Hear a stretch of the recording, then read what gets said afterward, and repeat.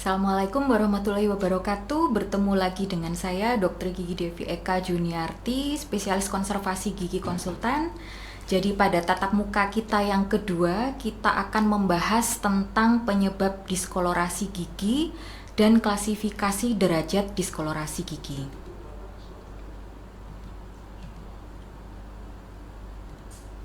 Nah, pada pertemuan yang sebelumnya kita sudah membahas tentang klasifikasi diskolorasi gigi, yaitu dibagi menjadi intrinsik, di mana perubahan warna gigi terjadi di dalam struktur gigi, dan diskolorasi ekstrinsik, yaitu perubahan warna yang terjadi dari luar gigi.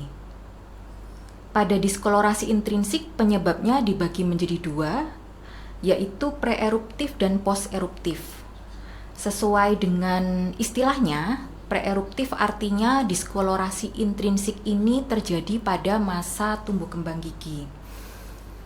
Jadi perubahan warna ini terjadi ketika proses pertumbuhan gigi mengalami gangguan. Sehingga ketika gigi itu sudah erupsi, maka warnanya akan menjadi tidak normal, berbeda dengan warna gigi pada umumnya.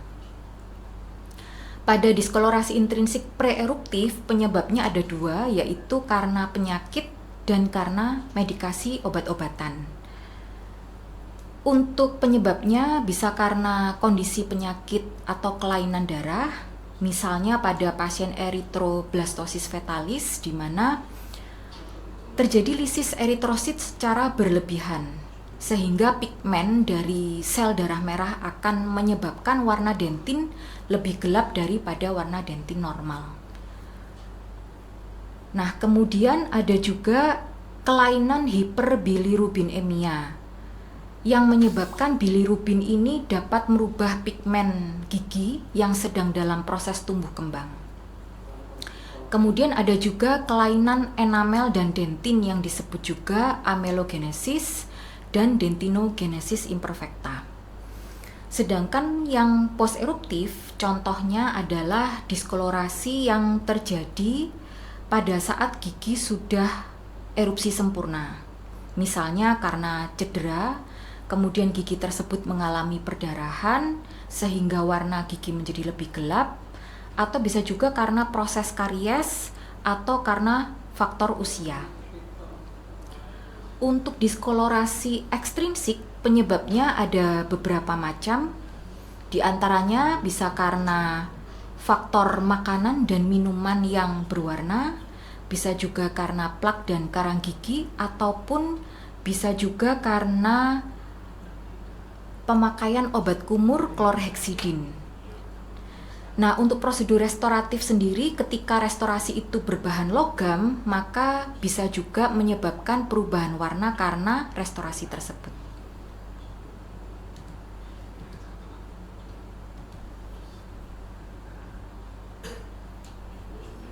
Nah, kemudian berikut adalah gambaran klinis dari diskolorasi gigi intrinsik yang disebabkan oleh fluorosis. Jadi fluorosis itu adalah suatu kondisi di mana seseorang mendapatkan paparan fluoride yang berlebihan secara terus-menerus. Nah, hal ini akan berpengaruh pada saat tumbuh kembang gigi, sehingga tampilan klinis pada gigi tersebut bisa mengalami bercak putih atau kuning atau kecoklatan, atau bahkan ketika pasien itu mengalami fluorosis berat, pada permukaan giginya bisa kasar ataupun berlubang-lubang. Berikut adalah gambaran klinis diskolorasi intrinsik karena faktor pemakaian atau faktor usia.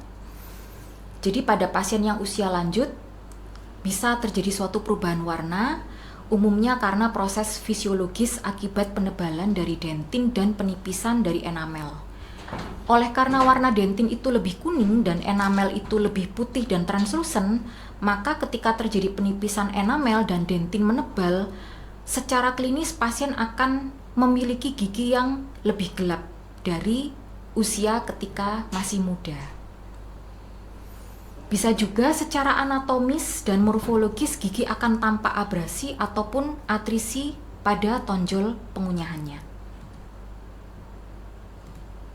Nah, kemudian berikut adalah gambaran klinis diskolorasi intrinsik karena pemakaian tetrasiklin.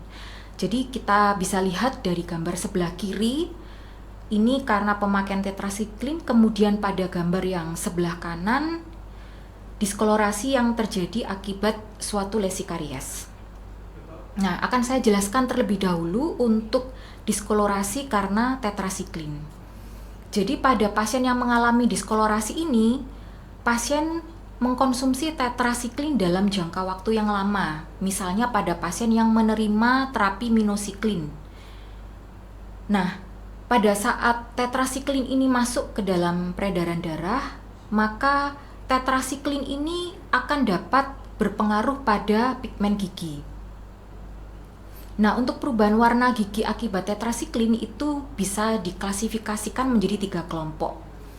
Yang derajat pertama adalah yang paling ringan, tampilan secara klinisnya kuning muda atau coklat muda atau abu-abu muda, dan diskolorasi ini akan tampak secara merata dari mulai servikal ke insisal.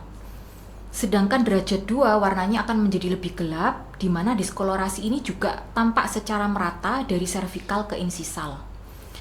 Sedangkan derajat 3 yang paling berat, maka akan tampak perubahan warna yang cukup kontras antara insisal dan servikal. Bisa ada tampak batas antara kedua regio ini, seperti yang bisa kita lihat pada foto sebelah kiri. Jadi di sini akan nampak bahwa warna gigi ada batas abu-abu antara insisal dan servikalnya.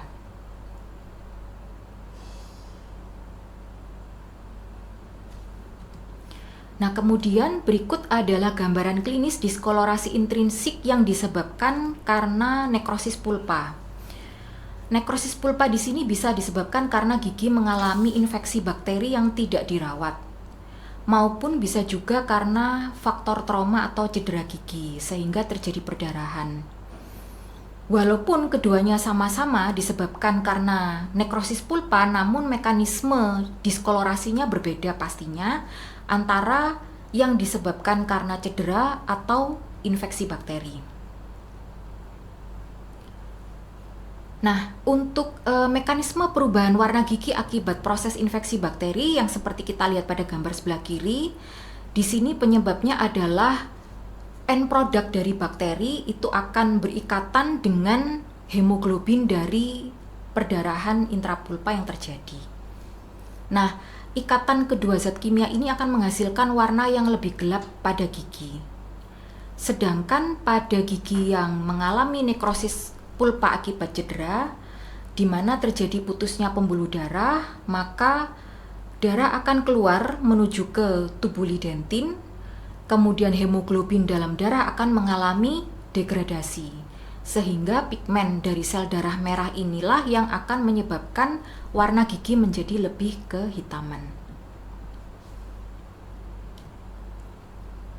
Kemudian berikut ini adalah gambaran diskolorasi ekstrinsik karena pemakaian tembakau atau perokok, kemudian kebiasaan makan dan minum yang mengandung pewarna, misalnya teh atau kopi, atau juga penggunaan jangka panjang obat kumur klorheksidin.